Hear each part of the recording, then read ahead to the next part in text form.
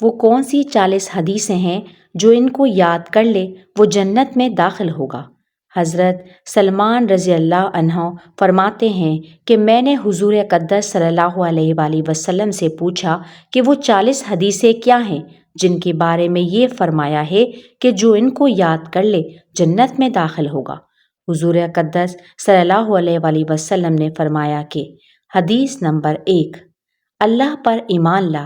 حدیث نمبر 2، اور آخرت کے دن پر۔ حدیث نمبر 3، اور فرشتوں کے وجود پر۔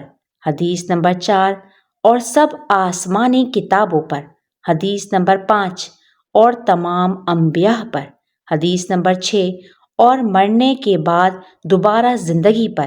حدیث نمبر 7، اور تقدیر پر کہ بھلا اور برا جو کچھ ہوتا ہے سب اللہ کی طرف سے ہے۔ حدیث نمبر 8، اور گواہی دے اس پر کہ اللہ کے سوا کوئی معبود نہیں اور محمد صلی اللہ علیہ وآلہ وسلم اللہ کے سچے رسول ہیں۔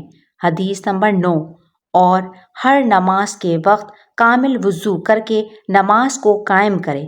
کامل وضو کیا ہے؟ کامل وضو وہ کہلاتا ہے جس میں آداب و مستحبات کی رعایت رکھی گئی ہو، اور ہر نماز کے لیے نیا وضو مستحب ہے۔ اور نماز کے قائم کرنے سے کیا مراد ہے؟ نماز کے قائم کرنے سے مراد یہ ہے کہ اس کے تمام ظاہری و باطنی آداب کا اہتمام کرے۔ حدیث نمبر 10، زکوٰۃ ادا کرے۔ حدیث نمبر 11، رمضان کے روزے رکھے۔ حدیث نمبر 12، اگر مال ہو تو حج کرے۔ حدیث نمبر 13، 12 رکعات سنت موقدہ روزانہ ادا کرے۔ وہ 12 رکعتیں کون کون سی ہیں؟ صبح سے پہلے 2 رکعت، ظہر سے پہلے 4 رکعت، ظہر کے بعد 2 رکعت، مغرب کے بعد 2 رکعت اور عشاء کے بعد 2 رکعت۔ حدیث نمبر 14، وتر کسی رات میں نہ چھوڑے۔ حدیث نمبر 15، اللہ کے ساتھ کسی چیز کو شریک نہ کر۔ حدیث نمبر 16، والدین کی نافرمانی نہ کر۔ حدیث نمبر 17، ظلم سے یتیم کا مال نہ کھا۔ حدیث نمبر 18، شراب نہ پی۔ حدیث نمبر 19، زنا نہ کر۔ حدیث نمبر 20، جھوٹی قسم نہ کھا۔ حدیث نمبر 21، جھوٹی گواہی نہ دے۔ حدیث نمبر 22، خواہشات نفسانیہ پر عمل نہ کر۔ حدیث نمبر 23، مسلمان بھائی کی غیبت نہ کر۔ حدیث نمبر 24، اور عفیفہ عورت یا مرد کو تہمت نہ لگا۔ حدیث نمبر 25، اپنے مسلمان بھائی سے کینہ نہ رکھ۔ حدیث نمبر 26، لہو و لعب میں مشغول نہ ہو۔ حدیث نمبر 27، تماشائیوں میں شریک نہ ہو۔ حدیث نمبر 28، کسی پستہ قد کو عیب کی نیت سے ٹھکنا مت کہہ۔ حدیث نمبر 29، کسی کا مذاق مت اڑا۔ حدیث نمبر 30، نامسلمانوں کے درمیان چغل خوری کر۔ حدیث نمبر 31، اللہ جل شانہ کی نعمتوں پر اس کا شکر کر۔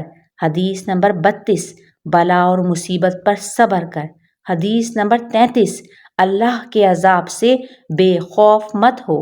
حدیث نمبر 34، اعزہ سے قطع تعلق مت کر۔ حدیث نمبر 35، بلکہ ان کے ساتھ صلہ رحمی کر۔